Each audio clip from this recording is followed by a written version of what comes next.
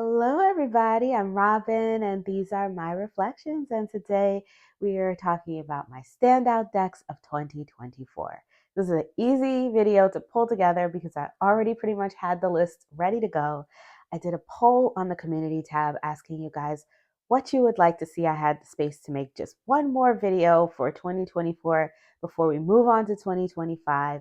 50% or more of you guys wanted to see standout decks. So standout decks it is. Winner takes all. So we are going to do standout decks 2024. This is a VR to 3 girls, 1 deck. They are Julie, Sarah, and Heather. I will link all 3 of their channels as well as their original video for this in the description box below if you want to check them out. This is my 3rd year doing this, my 3rd time making one of these videos, and I really enjoy this tag in particular because it doesn't require me to rank anything. Ranking things stresses me out. I like to watch other people rank things, don't get me wrong.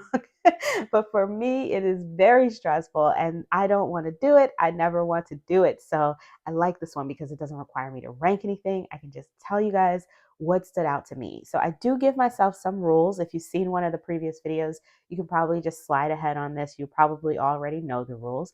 But for those of you who are new and haven't seen one of these videos or just can't remember, the rules are: 1, it has to be something that was released in 2024. So the release date was in 2024 and I purchased it in 2024. That just kind of narrows things down for me so that my list doesn't get too crazy because they can get a little long, those lists. Number 2, it needed to stay on my desk as a working deck for more than 2 months. Now, I am not a professional tarot reader. For those of you who are new here, I change out my decks quite frequently, and I don't read for anyone but myself and a few friends and family members and the occasional stranger here and there. So I don't use tarot that much. So for something to be on my desk for 2 full months and I didn't switch it out and I've been using it consistently, that's a big deal for me. So anything that stayed on my desk. Now, I don't track anything. I don't have any trackings or any spreadsheets or anything like that. This is purely by memory, but I kind of have a pretty good feel of what I kept out for a long time because it's not usual for me. So 2 months. And then the last one, nothing out of print. I did recently go back and check this list and I made sure everything was in print. So at the time I'm filming this, all of this is either in print or if you can't buy it at the moment, it's coming back. Like it was just kickstarted and it's being printed again and it's on its way back. As per usual, I got a couple of honorable mentions. There were a couple of decks that came in at the end of 2023 that didn't have an opportunity to be on my desk for 2 months because they came in at the tail end or something like that, maybe it just didn't come in soon enough, but I used them a lot and they definitely got a full 2 months at a time use. So I am including them here, these 2 decks. And the first one is going to be the Horror Tarot. If you heard me talk about the saga of me trying to find a deck to use for political readings, this is the one I landed on, guys. So I was trying to find a deck. I was using Tarot V. It was too gory for me. I couldn't take it anymore. I needed something new. And every time I got something else, I just couldn't seem to make it work for me. I tried a few different decks. They didn't work. And then one day I just said, I'm going to try this one. And boom, it was perfect. I wanted something that was a little bit edgy, but not too gory. I was using Tarot V. I tried Tarot Z. The saga is this. I started with Game of Thrones Tarot. Loved using that, but I got sick of looking at it. And then I swapped to Tarot V. Tarot V got to be a little bit, it's very gory. And this one is not as gory. There's a little gore in it, but I wanted something that had a little bit of edge, a little bit of gore, to take me out of my comfort zone just a little bit, but that wasn't too much. And I like this one because it's exactly that. It's out of my comfort zone just a little bit, but it's also still has its own, it has a little bit of sense of humor, a little bit. And then some things, that one is not funny, but sometimes they are. And then they're a little bit sassy, a little bit quirky. And they also, I really love the political commentary in the cards and the guidebook. So even though I don't use the guidebook so much, I know it's there. I've read it before, so it kind of lingers in the back of my head when I'm reading with the deck, and I enjoy that as well. So yeah, I really am excited to have this one, and it's been, ever since I discovered it as my new political reading deck, it's not going anywhere. It's been out. So definitely had to give a shout out to the Horror Tarot. Another deck that I absolutely had to give a shout out to was the Wisdom of the Wild Things Oracle. It's away right now, but I'm sure it will be back out pretty soon. I really enjoy this deck. This one really took me by surprise. I love Angie Sullen's deck, so I was not surprised that I enjoyed it. But I was surprised at how much I liked the artwork when I thought I was going to like the deck, but not like the artwork. And I actually really love this artwork. So yeah, and I kept this deck out for like almost 6 months before I finally put it away.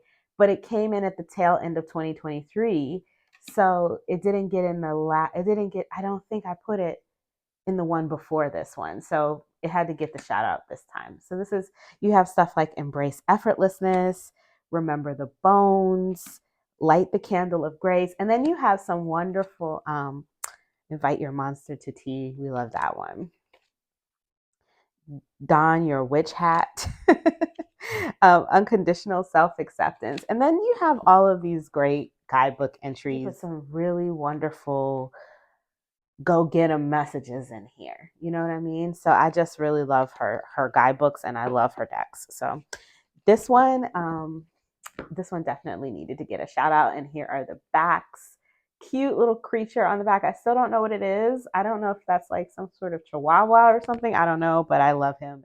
Okay, so now we start with the 2024 decks. This is the Secret Mirror Tarot, and these are in no particular order. I'm just kind of grabbing them as they're sitting here. So this is the Secret Mirror Tarot, created by Magic Flower Tarot.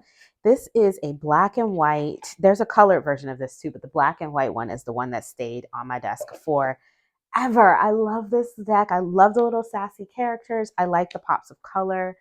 Something that I've learned about myself over the years is that I do enjoy a black and white deck. So it doesn't surprise me that I like this. And I also really enjoy things that are black and white with pops of color. So this is like right up my alley, y'all.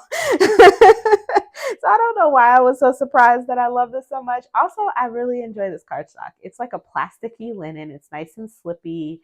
It does the whistle when you riffle shuffle it. These characters are so fun. I love the emotion in their postures. That's just the Three of Swords, but their faces are sweet and a little bit sassy, and I just love them. Look how he's looking at us, waving his flag. She's winking at us. Like, I love this deck, and I kept it out. As a matter of fact, I don't know if I've ever put it away. It's still out since I got it, and I really enjoy using it. And again, this is the Secret Mirror Tarot. These are the backs. I'll put links in the description box below where you can pick up these decks.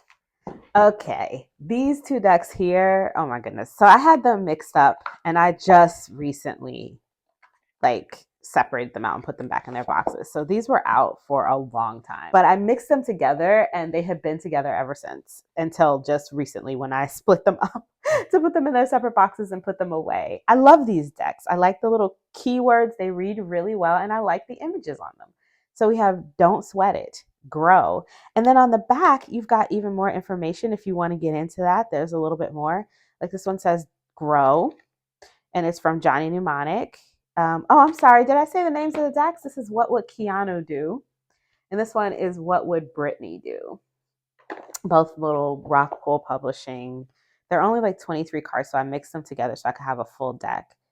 And it tells you, remember where you've come from and build on that. Keanu's character in this movie transports sensitive data from cyberspace. Then 4 years later, Keanu lived in the Matrix cyberspace as Neo. So he grew, This one, Don't Sweat It. It says, there's no point in stressing. Just know that you can do it. The iconic red latex suit was created overnight after a last-minute brief to see what the designer could do. There was concern about her wearing it while dancing for a full day, but despite sweating buckets, she didn't stress and kept filming. So don't sweat it, Like Britney, you just wear your latex suit, get that iconic video out there, and then, be a badass. I love these decks. And I like the keywords are actually really great. There's only one or two that repeat, I think. And so, yeah, it works. And of course, the messages on the back are different. So it doesn't matter that they repeat. So you got be kind, connect, transform, negotiate, succeed, dream, love and share, try and laugh. I think there's a try in both decks. Wing it and feel. Sing. Yeah, here's try again. Know yourself and be yourself. And start and fight. Okay, we'll stop there. But I love these. I mixed these suckers together and never looked back. And I really enjoyed using them. And I put them away for now, but I'm sure they'll be back out as soon as the seasons change. These will be right back out. So this is the what would Brittany do and what would Keanu do? The Biblical Tarot. This deck, okay, so I purchased it, I think in 2023, and then this is the 2024 version that was sent to me for review, and it has a little bit more diversity. It's not a whole lot more diversity, but it's a little bit more. So, so I kept this one, and I love this deck. I love this deck. It is AI, so if you're not into AI, this is not going to be for you because it is all AI. But you have the name of the character from the Bible down here for the majors, and for the minors, you actually have a verse that tells you what's going on in the image. It comes with a little white book that gives you some keywords and stuff, but I actually also have the larger book, and I want to do a deep dive with this year. But I have been using this. I've been using this a lot this year. I haven't used it every day for days at a time, but I haven't put it away. So this one has not been away since I got it. And yeah, I really enjoy this one. And these are the backs, which are backs with the dove and the cross. It is very glossy and sticky, and that's not my favorite cardstock, but I do like how bouncy it is, and they feel a little bit plasticky. So, that's nice too, because we know they're going to be durable. But I had a whole moment with this one this year where I used it with the Mary Magdalene Oracle, and oh, it was like a whole thing. So definitely a standout deck in my collection this year, the Biblical Tarot. This one's not going to be a surprise to anyone. This is the Tarot of Hearts by Isabella Hayes. I fell hard for this one, and I am obsessed. I put it back in the box so that I could show it here on camera, but to be honest, this deck hasn't been in its box since I got it. I'm obsessed with it. I like the size of it. It's small. It's a little bit shorter than a normal tarot deck and a little bit fat, so it fits in my hands. It shuffles well. I like the linen cards with the matte edging is fun. The cards are the drawings. I don't know. I get lost in them. These characters, they just want to chat with me. And it's just very chatty and fun and vibrant and interesting. And the guidebook it's great. So when I need a guidebook and I want to go in there and, see what she has to say, it always helps me out. So yeah, I love this deck. I love this deck. And I use it so much that I don't use the guidebook that much. But when I do need the guidebook, it's helpful. So yeah, this is the Tarot of Hearts. I won't babble on. I know I've talked a lot about this one this year. These are the fun backs. But yeah, this is definitely, look at that. I love this. I love the colors. I love the theme. I just love everything about this deck. So the size, the cardstock, everything. I like it all. So this is the Tarot of Hearts by Isabel Hayes. Into the Void Black Cat Tarot. This came in for review as a complete surprise. I didn't even know this deck existed until I knew it existed. And then I was like, oh my goodness. And for a cat tarot to be on this list is a little bit difficult because if you've been on my channel long enough, you know I love cat tarot decks and I have quite a few. So I change them out very often. So for something to stay on my desk for 2 months as a cat tarot is a big deal. The reason I think this one has stayed around for so long is because of it's black and white, and I don't have. I mean, it's white on black. I'm sorry, I have other black and white cat decks. Well, I have one other that I can think of off the top of my head, but this one is white on black. So I don't have anything else that has this much black in it. And I just really love the simple line work. I like the color, the yellow pops and the white on the black background. And there's just something about it that the simplicity of it. It's like reading with a pip deck, but it's not a pip deck, but it gives me the like clean readings that a pip deck gives because of the simplicity of the line work, I think, for me. And I just like the cats. They're cute and the depictions are cute. So we love this one. I love this one so much. Look how adorable this cat is. And the backs. Oh, I love the backs. So again, this is the Into the Void, the Black Cat Tarot. Definitely a standout one left in the box. Let's see what it was. Ooh, the Page of Cups. Okay, so I loved everything about the production on this. I like the yellow edges. I love the yellow box. And I normally don't like a telescopic box, but this one is super cute, especially with the little details that she put on the sides and stuff. Like, I love this one. This has to go back inside.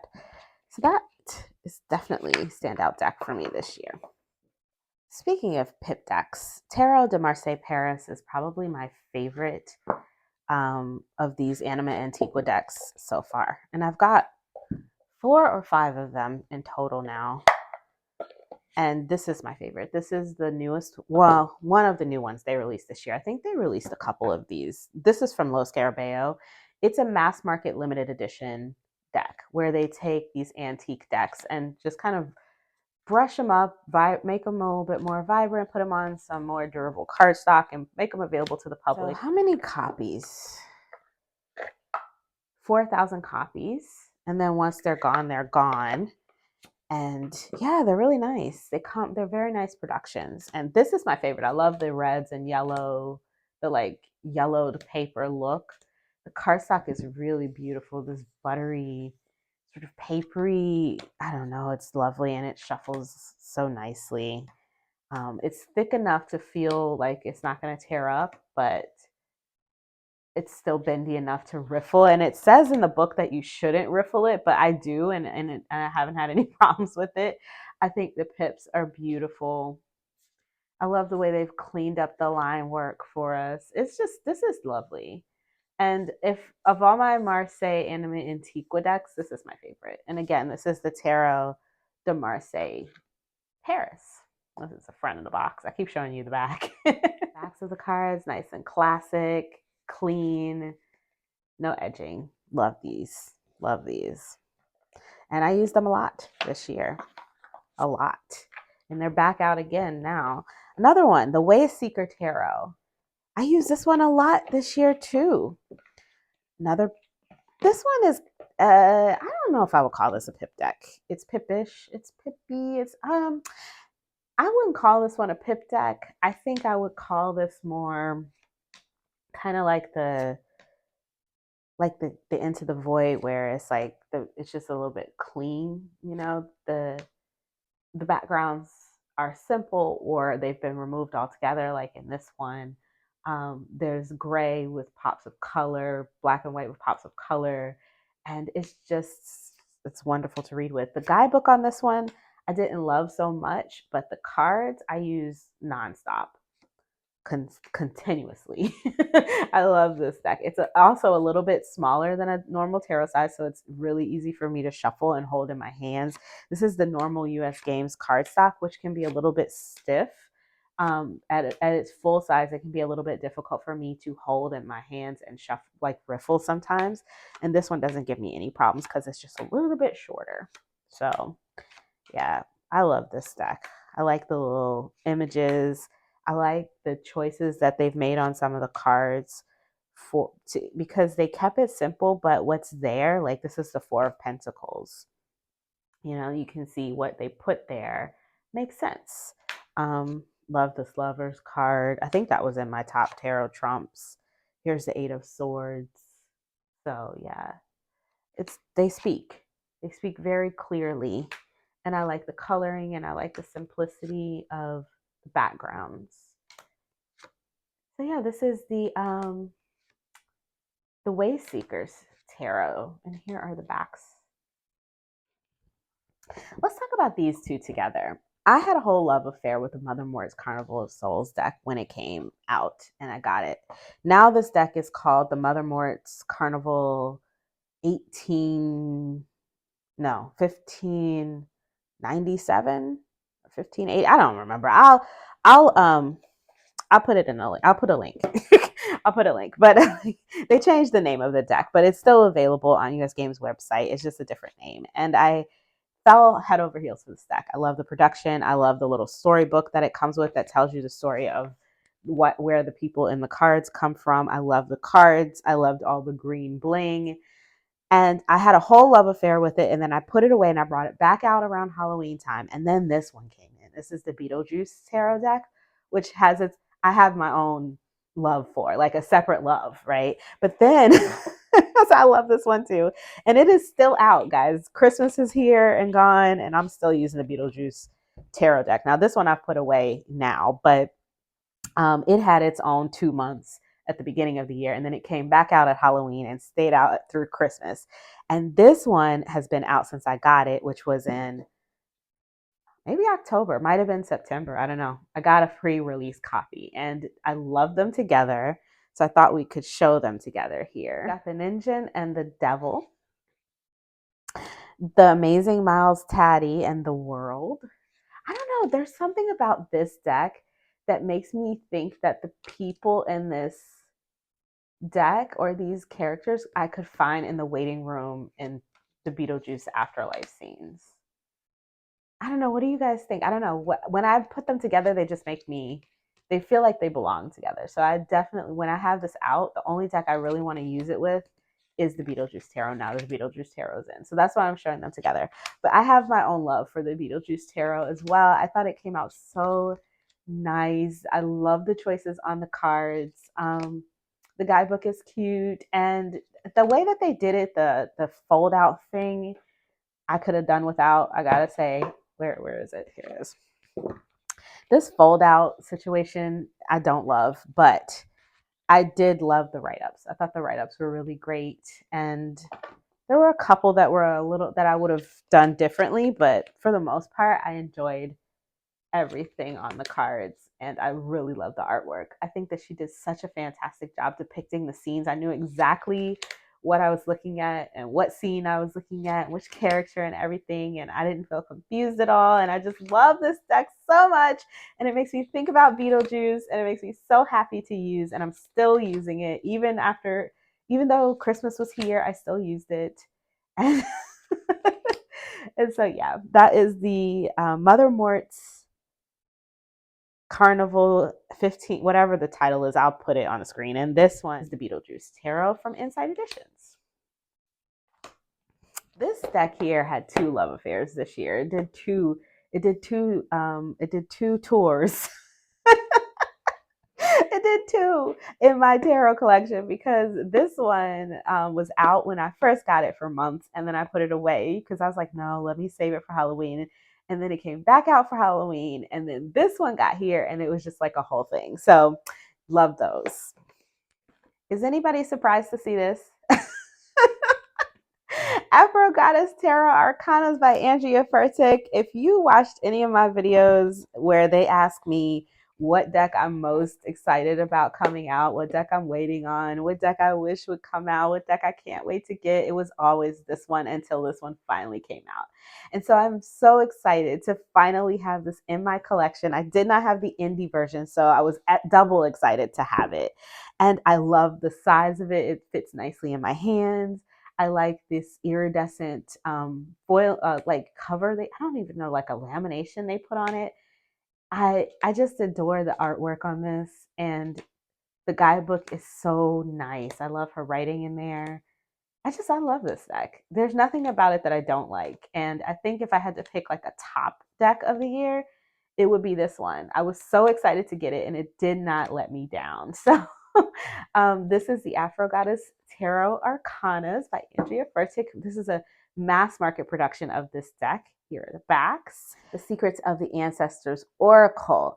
Now, this one took me by surprise. I think I talked about this in another video, but This is an oracle deck for ancestral work, and it's really for empowerment, right? And empowering yourself um, with guidance from your ancestors. The guidebook is really great for empowerment, and I just enjoyed using these two together. I got a lot of very good messages out of them. But this deck here it surprised me.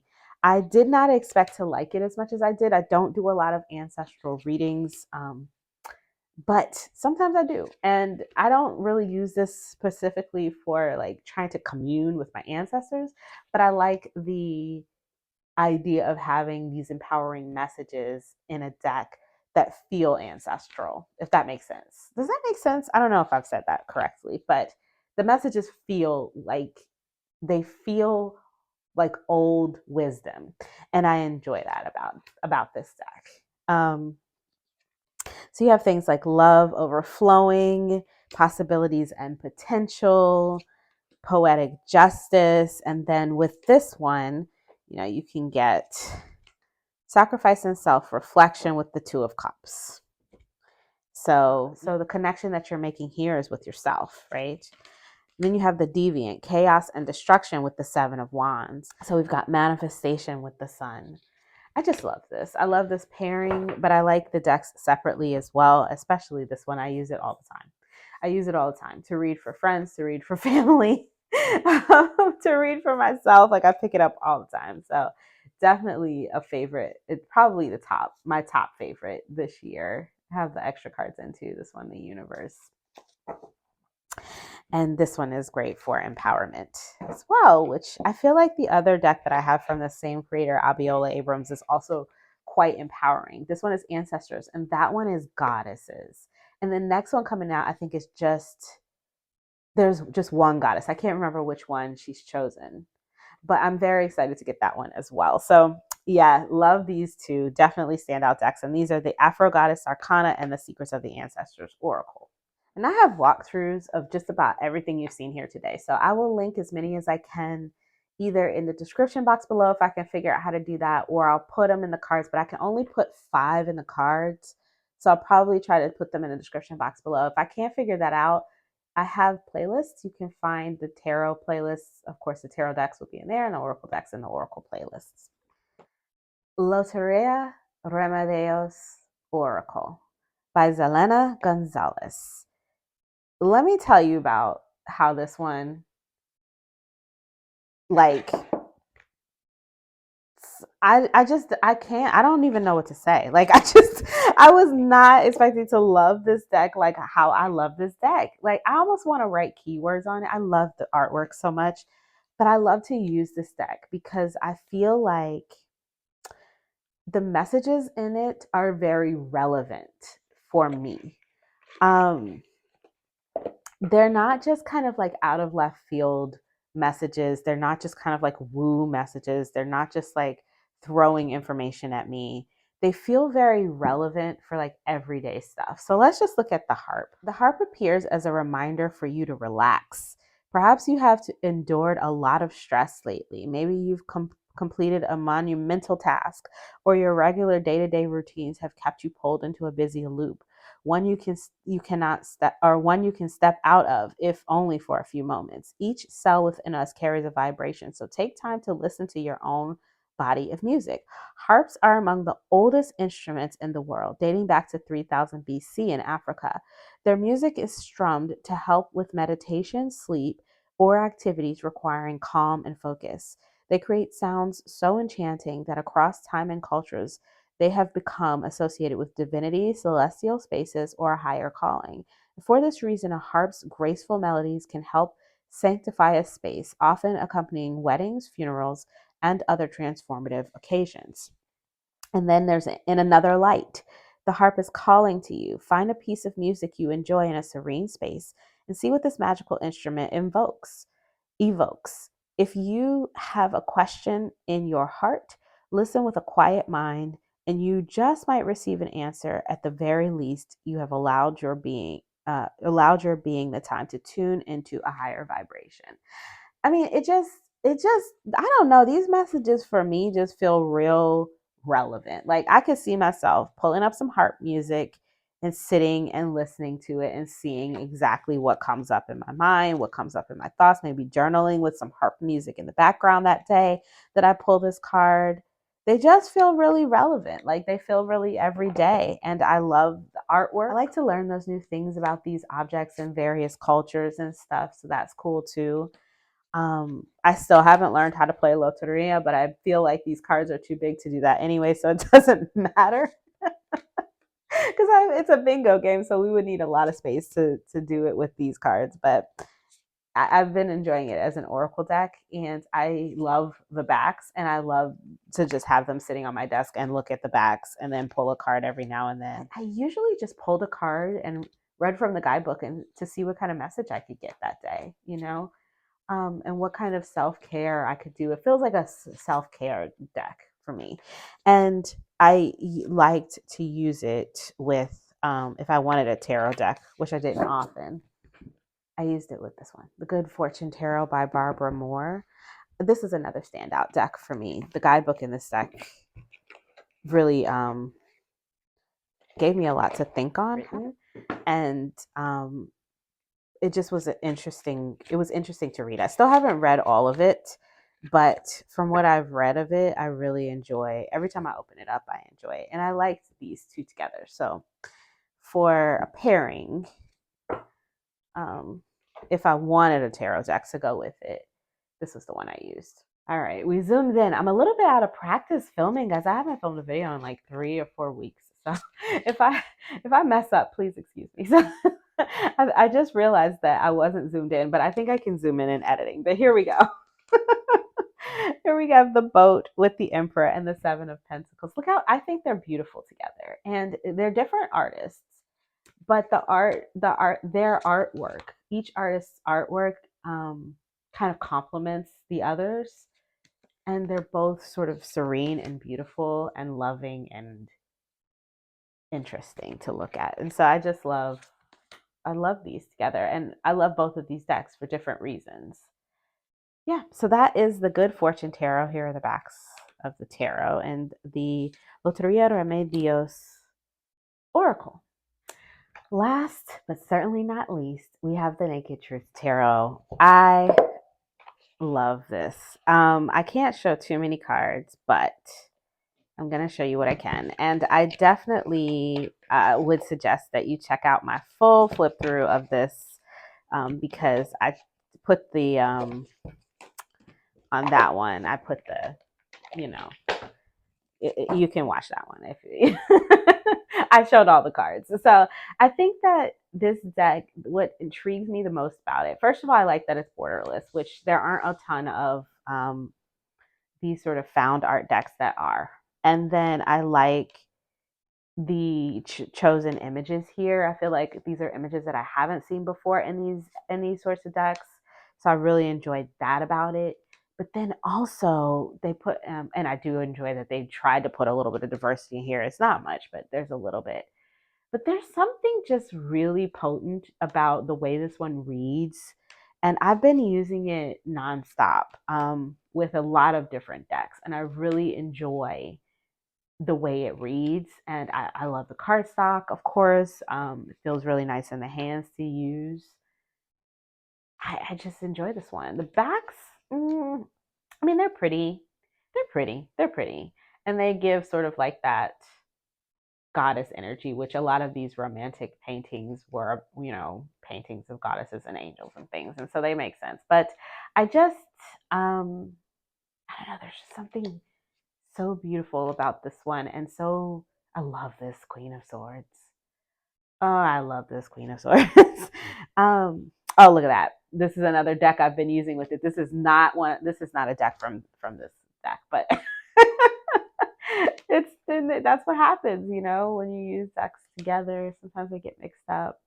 I've been using this one nonstop, and I've just been putting it with different oracle decks, and I really love it. And look at this Ace of Swords. This Ace of Swords is so good.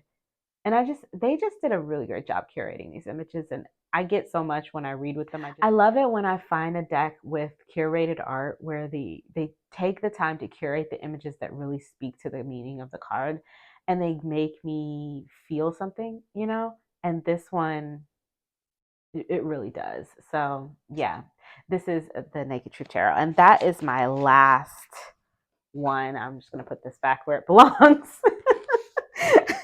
But this one is from this one, the Cosmic Cycles Oracle, which would probably be on my list for next year as a honorable mention because I got it this year, but I just got it, and I think this one is amazing, and I love it with this deck. And I actually ended up using this deck a lot with her other deck, the Inner Child Oracle, which would have been a standout deck, but I didn't use it consistently for 2 months. It was definitely used a lot though. So that one's not in this one. But yeah, those are my standout decks for 2024. Let me know what your standout decks were, or what did you have one that just really knocked your socks off this year? Let me know in the comments below. If you like this video, please give it a thumbs up. If you want to see more from me, you can subscribe. I release videos every few days regarding tarot and oracle. Please share the video with anybody who you think might be interested in seeing it. Thank you for being here. Thank you for listening. I'm so excited for 2025. I cannot wait to see what this list is going to look like next year. And until I see you guys next time, stay safe and be blessed. Bye bye.